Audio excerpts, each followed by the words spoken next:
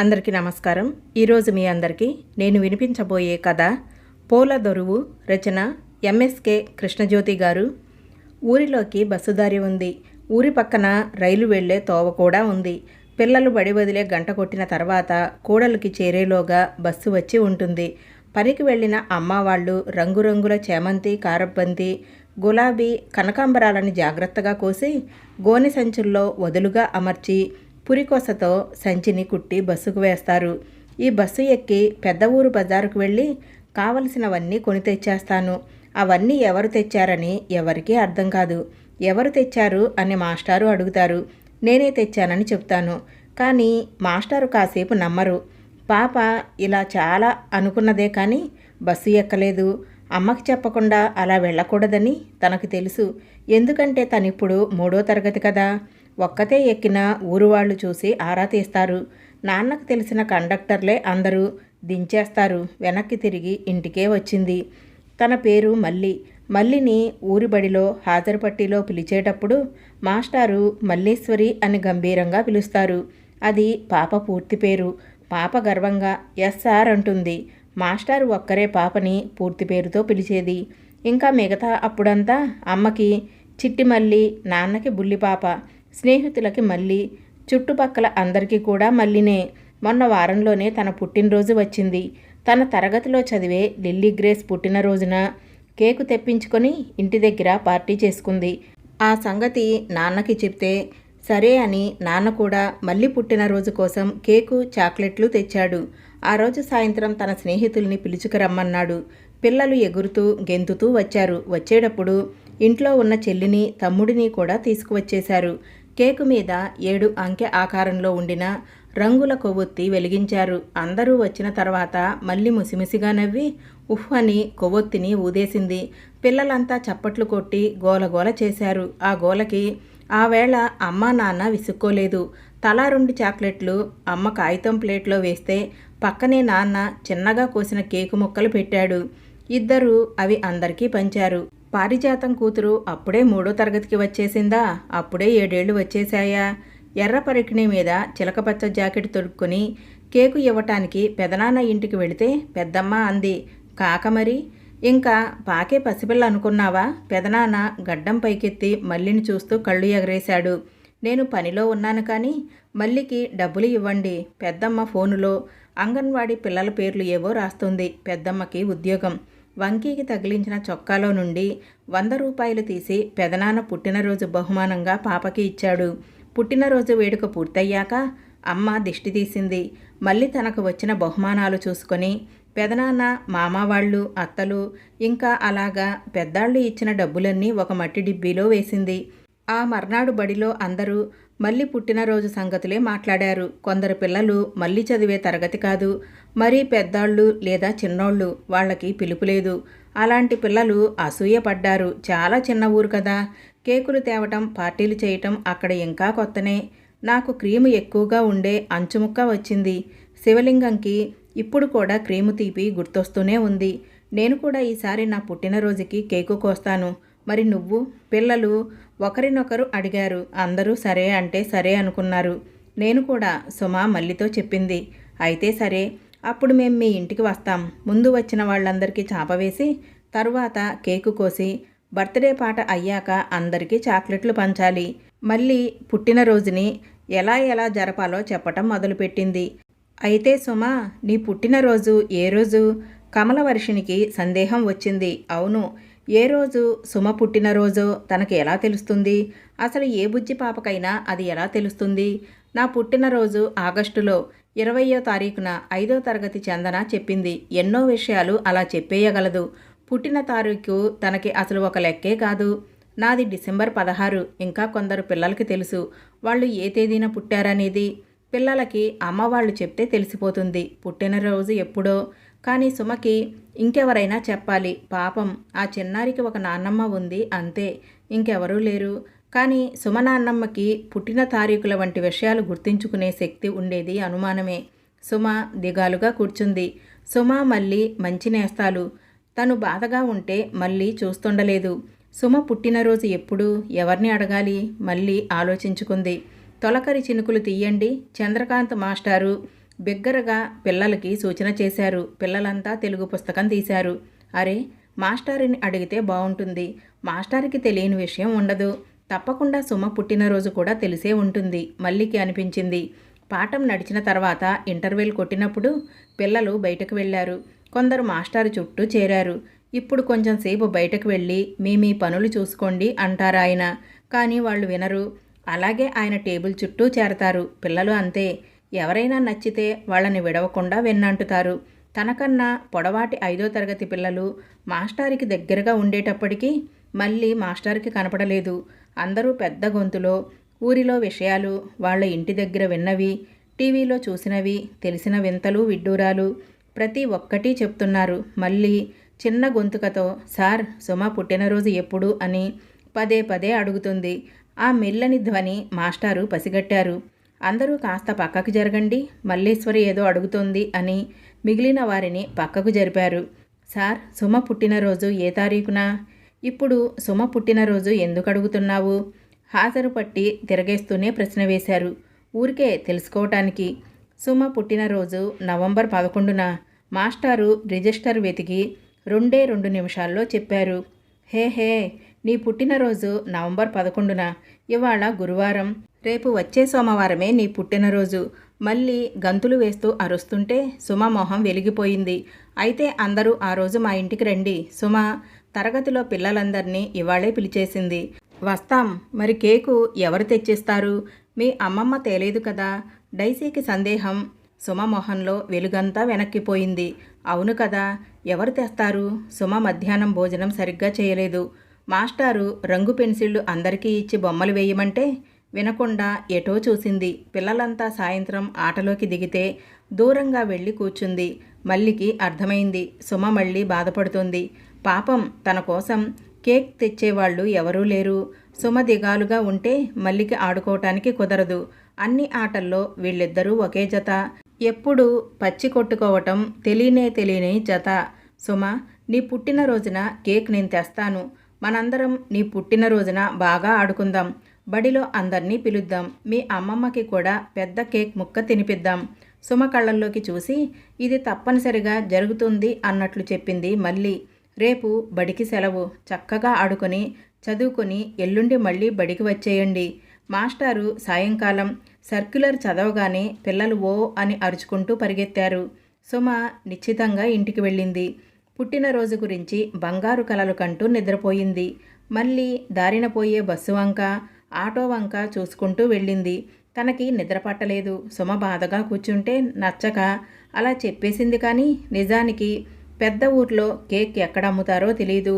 దానికి ఎన్ని డబ్బులు కావాలో తెలియదు. మొత్తం బడి పిల్లలందరికీ పంచటానికి ఎంత పెద్దది కొనాలో తెలియదు. మంచం మీద నుంచి మెల్లిగా లేచింది. అమ్మ టీవీలో సీరియల్ చూస్తోంది. చప్పుడు చేయకుండా మట్టి డిబ్బీ తీసి గదిలో వెలుగుతున్న చిన్న బల్బు వెలుతురలో 2 రూపాయల నాణెం పట్టే అంత కన్నం లోపలికి చూడాలని ప్రయత్నించింది. ఏమీ కనబడలేదు. జాగ్రత్తగా దానిని జేబు రుమాల గుడ్డలో చుట్టి పుస్తకాల సంచిలో పైన పెట్టి వెళ్ళి పడుకుంది. అటూ ఇటూ పొర్లాడి ఎప్పటికో కళ్ళు మూతలు పడ్డాయి. మల్లిపాప, పెద్దమ్మ ఇంటికి వెళ్ళి ఈ పాయసం బూరెలు ఇచ్చేసిరా. అమ్మ ఇవాళ ఇంత పొద్దున్నే పాయసం తీసుకుని వెళ్ళమని ఎందుకు చెప్తుంది? చల్లని నీళ్లతో మొహం కడిగి నిద్రమత్తు వదలకొడుతూ మళ్ళీ ఆలోచించింది. ఇప్పుడు పాయసం బూరెలు ఎందుకు చేశావు? ఇవాళ ఏం పండగ? బడికి సెలవు కూడా ఇచ్చారు. బడికి సెలవు ఇచ్చిన కారణం అయిన పండుగ యాస్మిన్ వాళ్ళది. మీ పెదనాన్న వాళ్ళింట్లో కొత్త అల్లుడి పండగ. పెద్దమ్మ ఒక్కతే అన్నీ చేయలేదు కదా, కొన్ని మనం చేసి పంపాలి. మూత పెట్టిన స్టీల్ క్యాన్ ఒంటికి తగలకుండా భద్రంగా బుట్టలో పెట్టి ఇచ్చింది అమ్మ. అది తీసుకుని వెళ్ళేటప్పటికే పెదనాన్న కూతురు పద్మక్క జడవేసుకుంటూ ఉంది. మల్లిని చూసి చూడనట్లు వేరే వైపు చూస్తుంది. వాళ్ళింట్లోనే పెద్ద పెళ్ళయింది. తను పెళ్లి కూతురని ఎచ్చులుపోతుంది. మళ్ళీ ఉడుక్కుంది. ఇంకా 4 రోజులు కూడా కాలేదు పెళ్లి జరిగి. చేతుల నిండా పాదాల నిండా గోరింటాకు డిజైన్లు ఉన్నాయి. పెళ్లిగాక ముందంతా మల్లిని చూడగానే పిలిచి బోలెడు కబుర్లు చెప్పేది. పాటలు పాడించుకునేది. పప్పు చెక్కలు చేగోడీలు ఇచ్చేది. కానీ ఇవాళ పట్టించుకోవటం లేదు. పెళ్లి కొడుకు అక్కడక్కడే తచ్చాడుతున్నాడు. అక్క అతన్ని ఓరగా చూసి నవ్వుకుంటుంది. ఇవాళ రాత్రి భోజనానికి ఇక్కడికే వచ్చాయి. పెద్దమ్మకి అక్కకిలాగా ఎచ్చులు లేవు. ఇదివరకులాగానే సాగదీసి గారాబంగా మాట్లాడింది. పెద్దమ్మని మళ్ళీ ఒక సంగతి అడగాలనుకుంది. ఏ విషయం అడిగినా మిగిలిన వాళ్ళలా కాదు, ఎంచక్కా జవాబిస్తుంది. ఇదిగో ఇప్పుడే అడుగుదాం అనే అంతలో లోపల నుంచి పెదనాన్న పిలిచారు. మల్లికి కూడా ఇంటి దగ్గర పాయసం సంగతి గుర్తొచ్చి సరే సాయంత్రం అడుగుదామని వెళ్ళిపోయింది. సాయంత్రం భోజనాల ఆరాటం పడకుండా అమ్మలక్కలు పూలు కడుతున్నారు. కాగడాలు, కనకాంబరాలు, జాజులు, గులాబీలతో ఒక గది నిండా డెకరేషన్ చేస్తున్నారు. మంచం చుట్టూతా కూడా పూలు కట్టేస్తున్నారు. పూలు దేవుడి పటాలకి, గుమ్మాలకి, కిటికీలకి కట్టడం మల్లికి తెలుసు. మంచానికి కట్టడం మొదలుగా ఇదే చూడటం. అక్కడే బోలెడు మిఠాయిలు పళ్ళెం నిండుగా పోసి ఉంచారు. ఏదేదో మాట్లాడి గబగబా చేస్తున్నారు. పెద్దమ్మ కూడా పూలమాల కడుతుంది. మల్లి పక్కన చేరి పూలు అందించింది. ఎందుకిలా గదంతా పూలు పోస్తున్నారు? కొత్త అల్లుడు వచ్చాడు కదా, అతను పూల మంచం కావాలన్నాడు, లేకపోతే నిద్రపోనన్నాడు. కిసుక్కున నవ్వారెవరో. వింతాల్లుడు అనుకుంది మళ్ళీ. పెదనాన్న నా పుట్టినరోజున డబ్బులు ఇచ్చాడు కదా, మళ్ళీ అలా ఎప్పుడు ఇస్తాడు? అడగాలా వద్దా అనుకుంటూనే అడిగింది. డబ్బులా? ఇస్తాడు.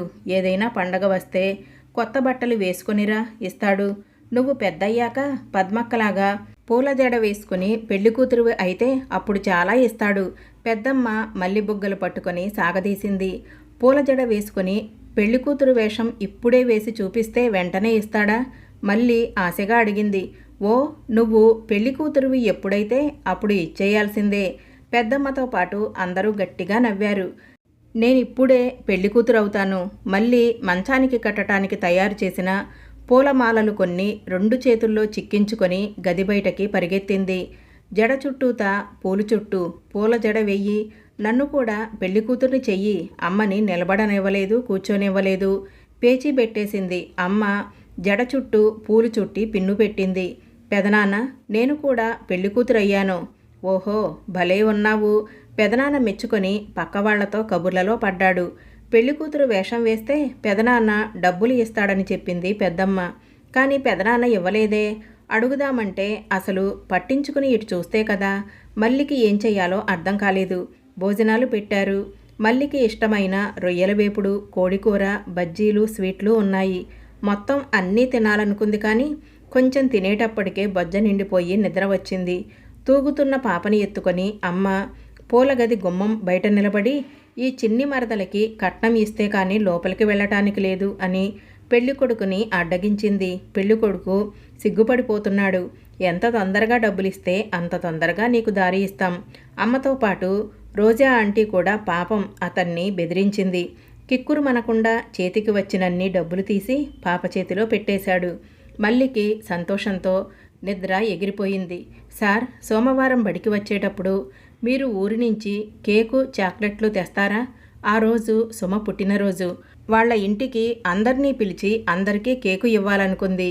మట్టి పిడతలో దాచినవి, కొత్త పెళ్ళికొడుకు బావ దగ్గర నుంచి వచ్చినవి అన్నీ కలిపి చంద్రకాంత్ మాస్టారుకి ఇచ్చి అడిగింది. మాస్టారు 2-3 సంగతులు మాట్లాడి విషయం గ్రహించారు.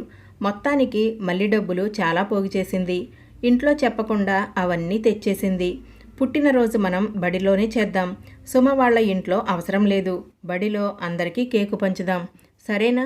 ఈ డబ్బులన్నీ మళ్ళీ తీసుకువెళ్ళి మీ అమ్మకి చెప్పి డిబ్బీలో వేసేయి. ఇంకెప్పుడు ఇలాగా తేవద్దు. మాస్టారు ఏమంటున్నారో మల్లికి తెలియలేదు. డబ్బులు లేకుండా కేకు ఎలా వస్తుంది? డబ్బులు లేకపోయినా కేకు వస్తుంది. గట్టిగా అనుకుంటే ఏదైనా వచ్చేస్తుంది. కేకు చాలా చిన్న విషయం. మాస్టారు పెద్ద రహస్యం చెప్పినట్లు పాప చెవి దగ్గర మెల్లిగా చెప్పారు. అయితే కేకుతో పాటు నేను పులిహోర, కేసరి కూడా కావాలంటే మళ్ళీ మాస్టారుకి ఛాలెంజ్ విసిరింది. అవి కూడా వచ్చేస్తాయి. మాస్టారు తొణకలేదు.